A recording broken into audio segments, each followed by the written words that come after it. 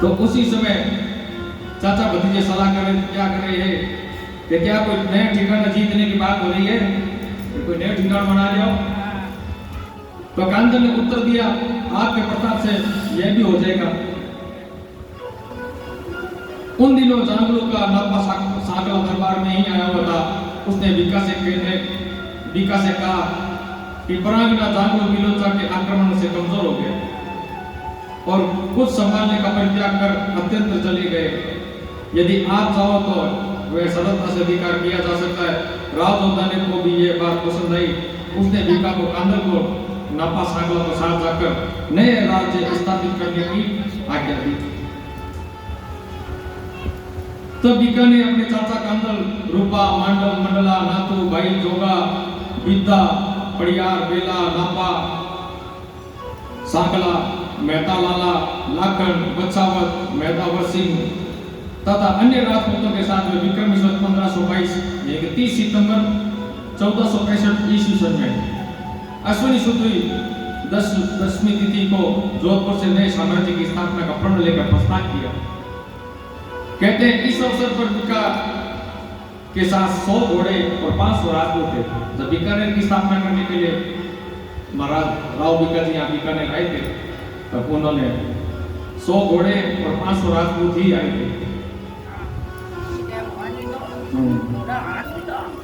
और बीका को करनी माता जी का वरदान देना और बीका अपने पूर्व चूड़ा रिमल तथा पिता जोधा की तरह कृषि करनी जी का अन्य भगत था। क्योंकि मातेश्री के जितने भी भगत थे तो मातेश्री ने सभी का कल्याण किया था। मगर राव रिडमल की मृत्यु तो क्योंकि वो गुमान जाता हो गया, वो देखा कि अपना सब कुछ कर लूंगा, अब मातेश्री भी लेके क्या जरूर। तो उसने सब लोभ के कारण वो अपने घर के सदस्यों से मारा गया षड्यंत्र रचा गया। बकिया करने माता जी ने भूल जाए काम तगड़ा ही हो जाए। ये वास्ते माता जी ने ही आज्ञा लेके काम करना हमेशा कोई भी कार्य करना। तो बीकानेर के पूर्व अति मंदोर में होता हुआ बीका सीधा देश में पहुंचा जहां उसने श्री कर्णी जी के दर्शन किए और अपना जोधपुर परित्याग करने का मंतव्य बदलाया। यानी कि अपनी सारी दुखद घटना मातेश्री को सुनाई। तब श्री कर्णी माता ने उसे आशीर्वाद देते हुए कहा कि तेरा प्रताप जोरदार से समय बढ़ेगा, यानी कि उससे और ज्यादा बढ़ेगा और बहुत से भूपति तेरे चाकर होंगे। राव बीका ने तब पश्चात श्री कर्णी जी के आदेशानुसार 3 वर्ष चूड़ासन में निवास किया। अब प्रसंग आता है शेखा रंगपुरी का विवाह का प्रस्ताव और वो भी माते श्री कर्णी जी ने राव बीका जी का विवाह जो शेखा भाटी थे उनकी पुत्री थी रंगपुरी, उनका विवाह करवाया। अब इस प्रसंग में देखो विक्रमी संवत 1522 1465 ईस्वी सन में कार्तिक शुद्ध 14 को चतुर्दशी को पुगल गोस्वामी शेखा भाटी जो श्री कर्णी जी का परम भगत था, श्री कर्णी जी के दर्शनादेश को कहा था और उस दिन श्री कर्णी जी ने शेखा भाटी को कहा कि तू अपनी रंगपुरी का विवाह मेरे बीका से करवा दे। क्योंकि बीका का प्रताप बहुत बड़ा था। तब शेखा भाटी ने कहा कि भाई जी श्री कर्णी जी आपका आदेश शिरोधार्य है, किंतु मुझे यह बात मंजूर नहीं है कि क्योंकि मैं कुंभल जैसे विशाल राज्य का अधिपति हूं। अकड़ आ गई क्योंकि वो भी मातेश्वरी की कृपा से कुंभल राजा बने हो। अब वो क्या करेंगे कि ज्यादा वो घमंड आ जाएंगे तो मातेश्वरी नीचे उतारना भी जाना। क्योंकि ज्यादा अकड़ थोड़ी काम भी ठीक होगी क्योंकि बटो बोल कभी नहीं बोलना।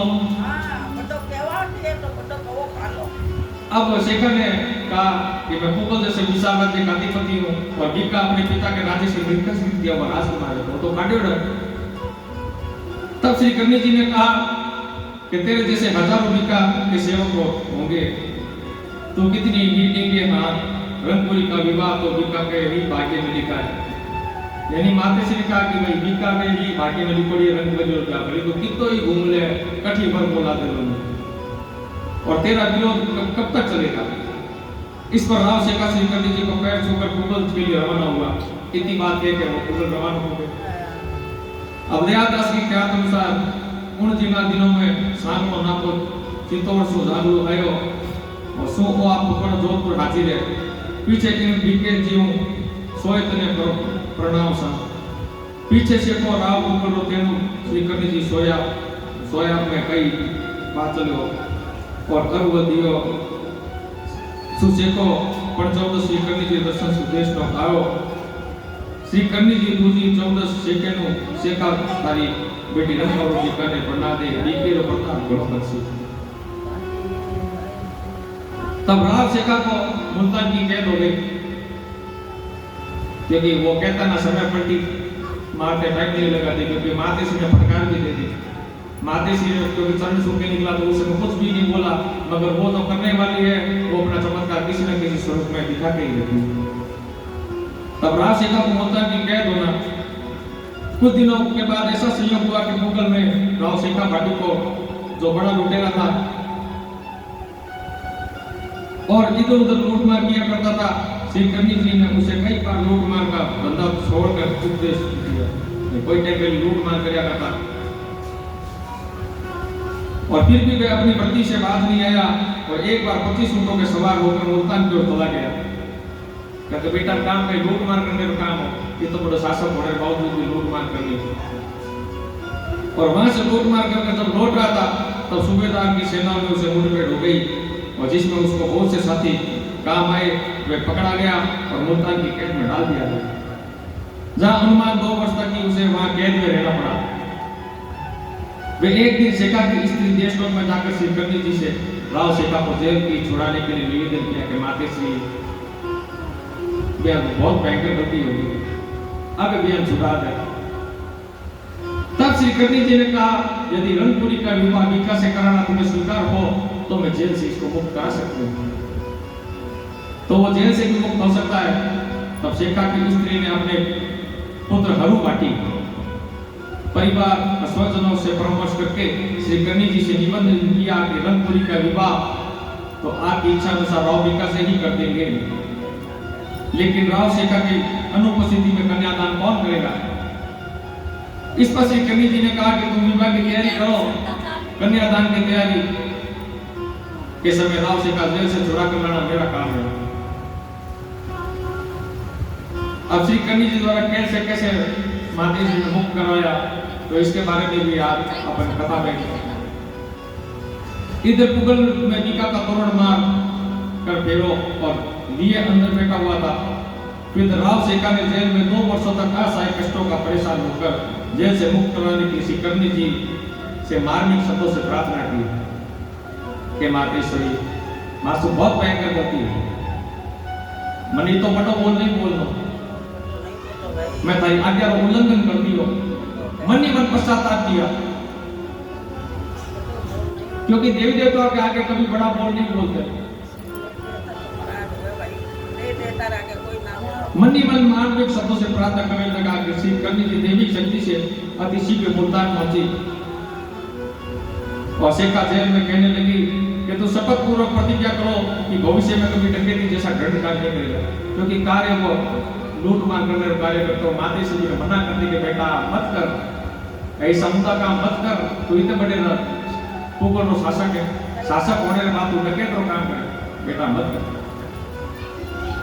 माते से ने प्रतिज्ञा करो कि भविष्य में जैसी डकैत जैसी घृणित कार्य नहीं करोगे और गरीबों को कभी नहीं सताओगे तभी तुम्हें मैं अभिबंधन मुक्त किया जा सकता अब बेटा माते से नाक रगड़ा ले कि माँ अब कभी कोनी करू ईसा करता काम नहीं कोई गरीबा ने सतावना नहीं कभी डकैत करूना अब मने यह छुड़ा तब सेका ने श्री कर्ण जी के पैर छूकर शपथ लेते हुए विश्वास दिलाया कि भविष्य में मैं कभी डकैत गरीबों को सताए जाने का काम नहीं करेगा इस पर श्री कर्ण जी ने उसको बंधन मुक्त दैविक शक्ति के बल पर सर्वण में भूगल पहुंचा क्योंकि जिस समय मातेश्वरी अब ऐसे तो कैद से छुड़ाना मुश्किल था तो राव सेका को उन्होंने काबा बनाया और खुद सांवली रूप में बनके मातेश्री ने रंगद्वार के कन्यादान के लिए फेरों से पहले पहुंचा दिया अब इतिहास करो अब बीका का रंगपुरी से कर्ण जी ने ब्याह करवाया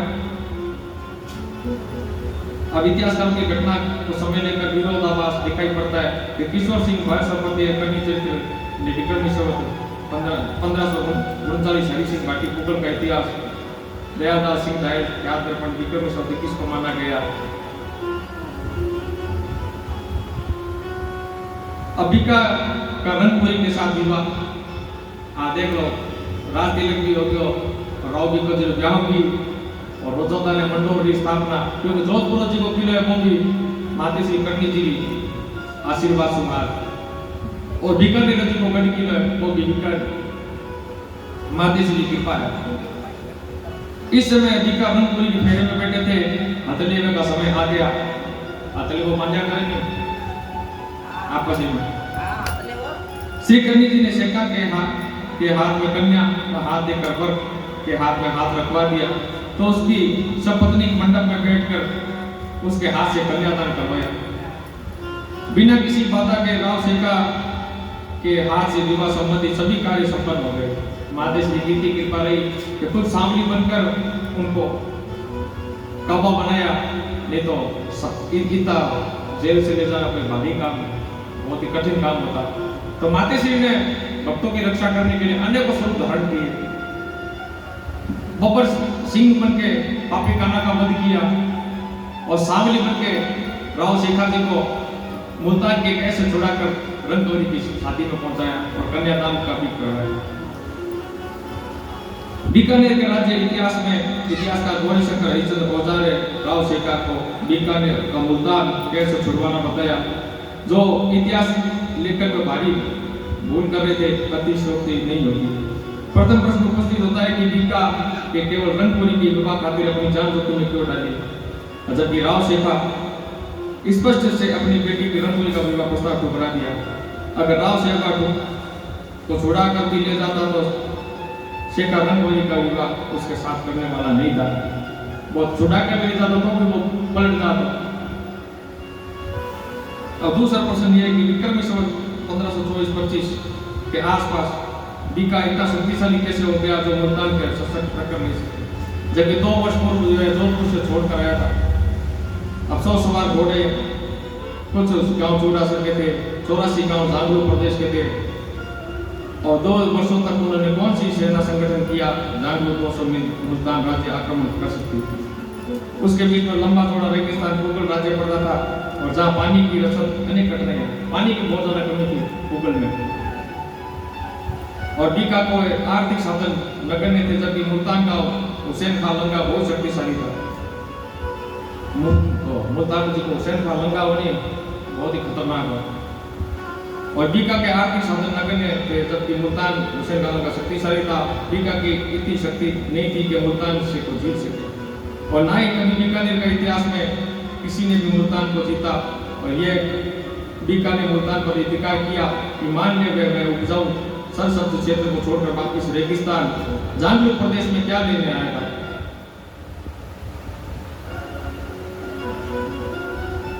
जबकि वह अपने नया राज्य स्थापित नहीं किया, बीकानेर ने के लिए जांगलू मेरे मुल्तानों में दोनों नए प्रवेश और बीका मुल्तान में ही बसा रहता ताकि वह आने वाली पीढ़ियों का अकाल और अभाव से राहत मिलती। इस प्रकार से करनी जी ने राव शेखा पर लूट मार,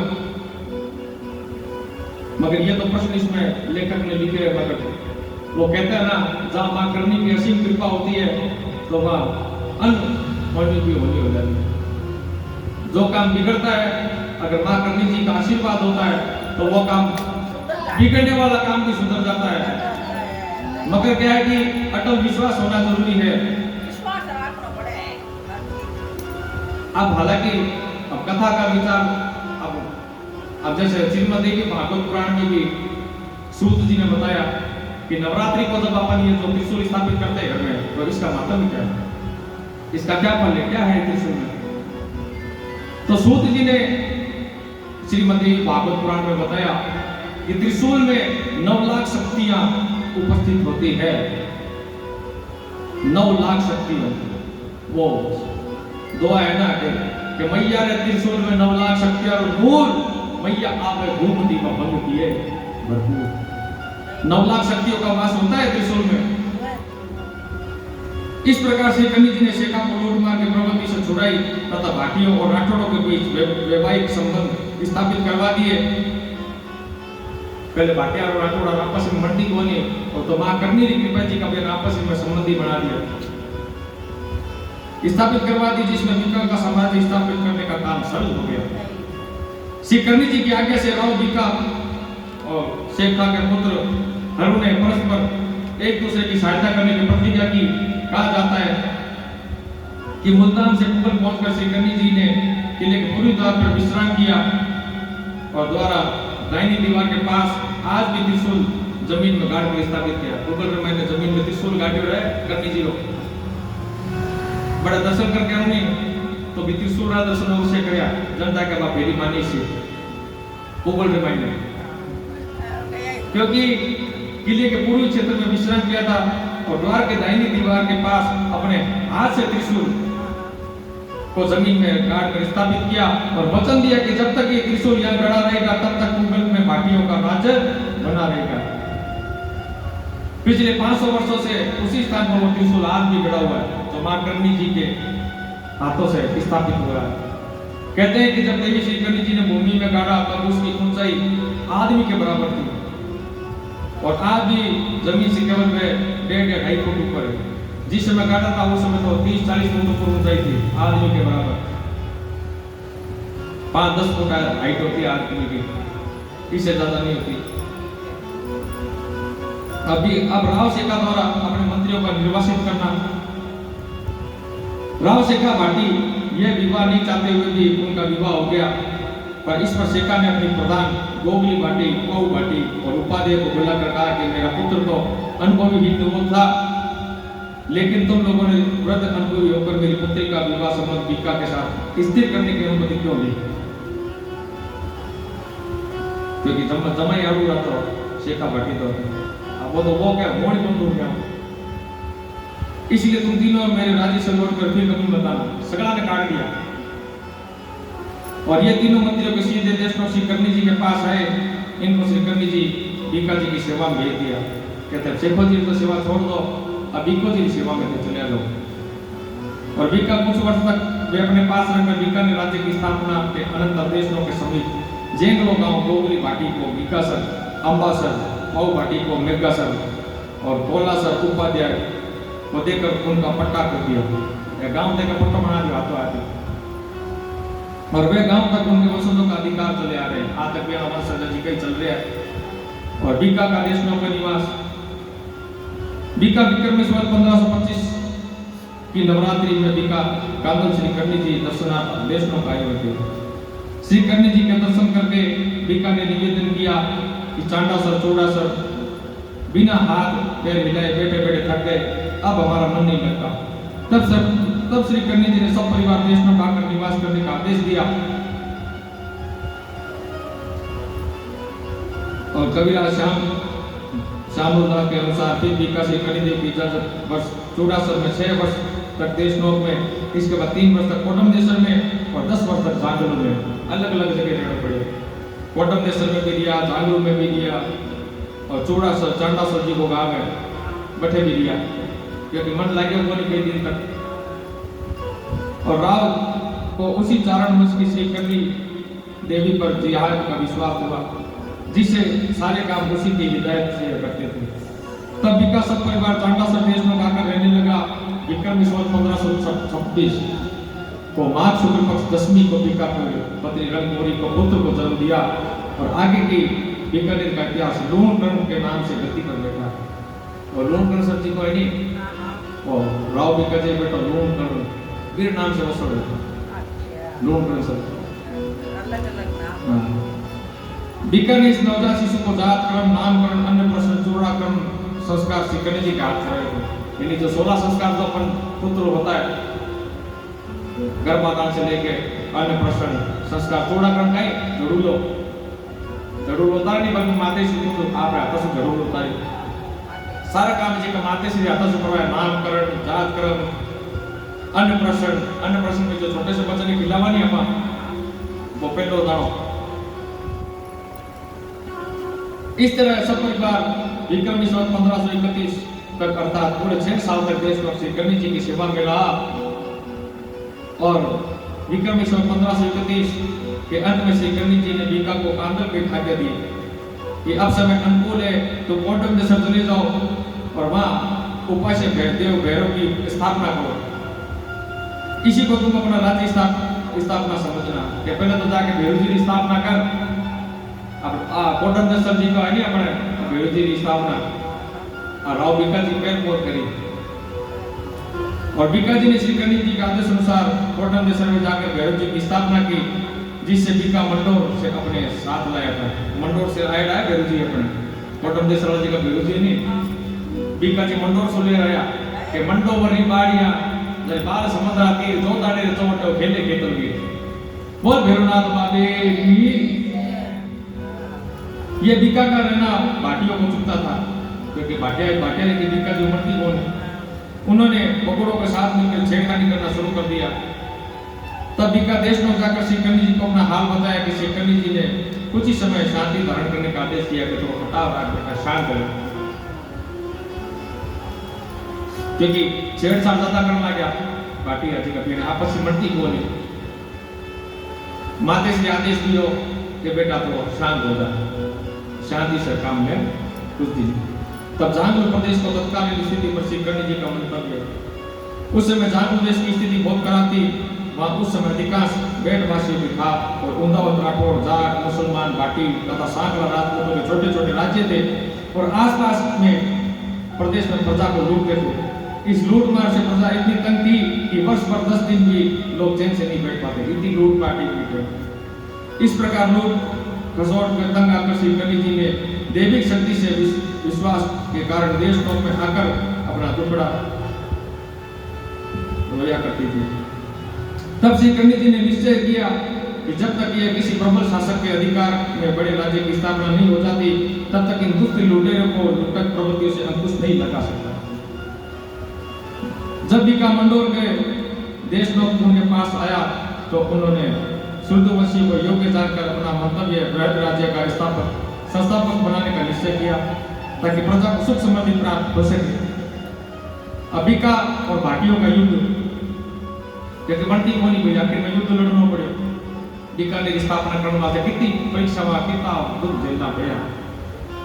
सोरे को नहीं वो तो माते श्री करनी जी की कृपा ही युद्ध भी जीत गया। जी को आज प्रसंग में आप देख सकते। विक्रमी संवत 1553 में बीका ने कोटम देश सरदार के पास जाकर गढ़ बनवाने का आयोजन किया, जिस पर मुगल का राव शेखा ने कहलाया कि यहाँ गढ़ बनाकर जांगलू की हद में बनाओ, परंतु बीका इस पर ध्यान नहीं दिया कि अटे मत बनाना पर जांगलू पर बना ले, अटे बनाओ बोलना। अब शेखो जी सुसरो अब सुसरे दी जवाई की मर्दी कोनी अब अधिकास ने घर देखो यो के सुसरे जवाई बने कोनी, जबकि सासुर सबसे ज्यादा लाडलो कौन हुआ जवाई जमाई लाडो है ससुर क्या हमारा पावना आया, जबकि ससुरे ने जमाई बहुत कम बढ़िया कर मड़े कोने तो कि जानबूझ के हमें बनाओ, परंतु बीका ने इस पर ध्यान नहीं दिया कि मैं ध्यान दूं पर मां को मार करनी चाहिए साथ बैठियों किसी में तो भी कसूं। तब सब भाटियों ने मिलकर उन्हें वहां से हटाने की सलाह की और शेखा ने कहा कि अब अपनी भूमि पर जाने का भय है, इसलिए शीघ्र कोई प्रबंध करना चाहिए। परंतु शेखा ने कहा कि मैं प्रकट रूप से सहायता नहीं दे सकता, तुम भी कुछ उपाय करो। मैं तो जवाई है भाई, मैं तो कहीं भी नहीं कर सकूं। अब तब भाटियों ने मिलकर जैसलमेर के रावल को कहकर छोटे पुत्र को कलिकर्ण को जो 80 वर्ष का था सहायता के लिए बुलवाया। उसने 2000 सेना सहित जाकर बीका पर चढ़ाई की। जैसलमेर से सैनिक बुला लिया। देखो इधर बीका की भाटियों से युद्ध करने के लिए श्री करनी जी की आज्ञा लेने के लिए गया। बीका ने देश में श्री करनी जी की वस्तु स्थिति से अवगत कराया।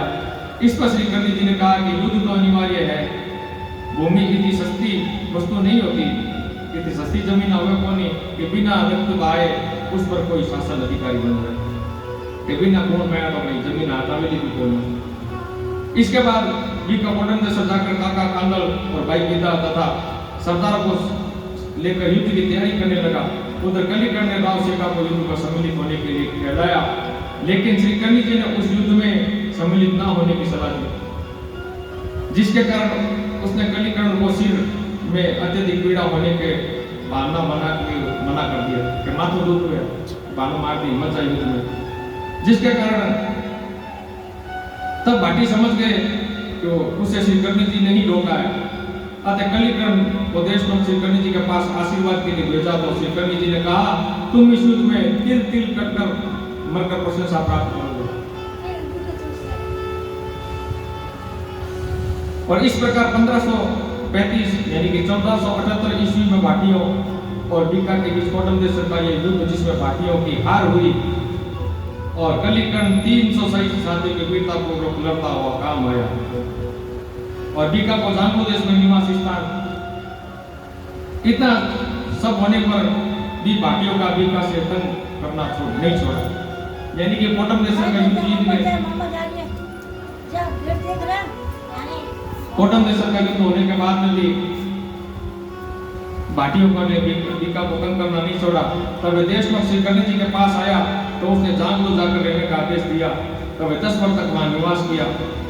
इस प्रकार श्री कर्णी जी के आदेश अनुसार जांगू में लेकर सेना पूर्ण करने लगा। तब वहां बेटवासियों का उदावत राजपूतों को बीका अद्भुत सहन नहीं हुआ। तब कातु पेतर तथा सुजासर का सुजा मोहित था। वह लूट मार करके बीका को परेशान करने लगा जांगू में। और सुजो मोहिलो जी को कहिए कि लूट मार करके बीको जी ने परेशान करता हो। तब श्री कर्णी जी ने कहा कि लुटेरों में 2 व्यक्ति मुख्य, जिसका नाम कामदू पेतर और सुजा मोहिल, ये 2 ही अधिकार लूट मार करता। सारे उदावत के नेतृत्व में लूट खसोट किया करते थे। और ये दोनों कुछ समय बाद मेरे हाथों से मारे जाएंगे। इनके मारे जाने से तेरा राज्य सुदृढ़ हो जाएगा। यानी कि हमारे हाथों से, यानी कि हमारे हाथों से मरसी या दोनों फिर बाद में राज्य जी को सुदृढ़ होसी। पहले तो कोटम देश वाला युद्ध होयो, भाटिया सागे जैसे मेरा भाटी आया और बीका जी, और युद्ध होने के बाद में वह भाटिया जी के मठे भी शांत में बैठे नहीं। और कुछ समय पश्चात इस प्रकार सत्तावन में पाकर बीका जांगू चला गया। कुछ समय पश्चात कालो पेतर और सुजा मोहिल को श्री कर्णी जी को हाथों मारे गए। माते से उनका भी वध कर दिया। बोलो श्री कर्णी मैया की जय। इस प्रकार श्री कर्णी जी ने कालो पेतर और सुजा मोहिल का वध करके तथा भाटियों और राठौड़ों के बीच वैवाहिक संबंध स्थापित कर दिया। सभी लुटेरों को मारकर का भाटियों के और राठौड़ों के बीच जो आपस में नहीं चलती थी, तो वहां पर भी उन्होंने माते से विवाह संबंध स्थापित किया। और बीका को राज्य विस्तार का मार्ग प्रशस्तित किया। परंतु बीका की प्रगति से जाट भी अभी बाधक बने हुए थे। उन दिनों बीकानेर के आसपास उत्तर पूर्व जाटों का काफी अधिकार था। बीकानेर में बहुत पहले जाटों का अधिकार था। तो वहां जाटों के छोटे छोटे 7 राज्य थे। गोदारा पांडु के अधिकार नागड़िया तथा शेखसर, एक गांव का नाम है, देखो सुनो। और सारनपुला के अधिकार में बागड़ बाड़ंग, और कसवा करपाल के अधिकार में सिद्धमुख। और रतनगढ़ में पड़े नहीं, रतनगढ़ सो के साधुपुर में सिद्धमुख है। जब गोरखनाथ जी महाराज आप पहले आसन दिए वो सिद्धमुख के लिए बड़ा बड़ा संता जी का आप आसन दिए पहले। और बेणीसर रायसाला के अधिकार में रायसालना, पूनिया काना के अधिकार में बड़ी डूंगी, और सही का चौका के अधिकार में सुई, और सोहुआ अमरा के अधिकार में धानसी। परंतु इन जाट राज्य में आपस में झगड़ा चलता रहा। विक्रमी संवत 1540 तो शुक्ल पक्ष चतुर्दशी को बीका श्री कर्णी जी दसना देश नो आए। तब उन्होंने कहा कि इन जाट राज्यों पे परस्पर विरोध बढ़ेगा, इनमें से कुछ गुट जो तुमसे सहायता मांगेंगे तो इनकार मत करना। इस प्रकार बीका ने श्री कर्णी जी से आशीर्वाद देकर देशलोक से वापस जांगू को प्रस्थान किया। कुछ दिन बाद देवयोग ऐसी घटना घटी कि भागड़ में बाड़ंग का पूला सारण से रायसाल तोड़पाल पूर्णिया